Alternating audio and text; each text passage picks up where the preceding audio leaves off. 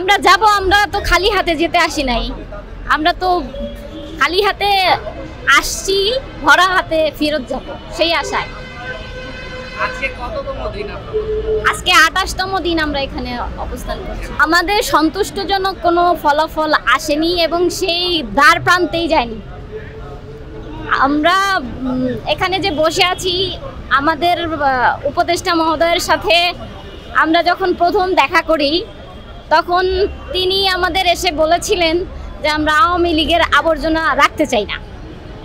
তো সেই কথার ভিত্তিতে আমার এই কয়েকদিনে কিছু কথা আমার খুব নিজেকে করতেছে, নাড়া দিয়ে যাচ্ছে যে আমাদের মাননীয় মহিলা নারী উপদেষ্টা তিনি যখন আমাদের সাথে প্রথম সাক্ষাৎ করলেন, আমাদের বিষয়গুলো তিনি জেনে খুব ব্যথিত হয়েছিলেন এবং আমাদের যে চাওয়াগুলা তিনি সম্পূর্ণ পূরণ করতে না চাইতেও না পারলেও তিনি বলেছিলেন যে তোমাদেরকে আমরা নিরাশ করব না এবং তোমাদের জুনের আগেই আমরা কিছু একটা করব যাতে তোমরা বেকার না থাকো।